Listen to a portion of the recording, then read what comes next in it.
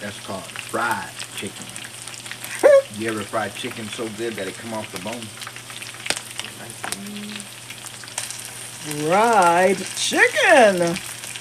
Saturday night. Yum.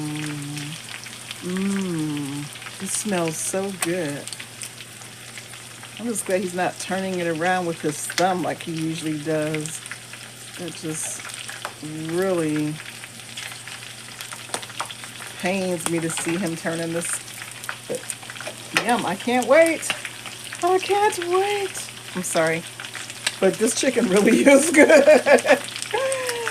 I did make him shrimp and grits this morning. And this is my reward. Like and subscribe, like and subscribe.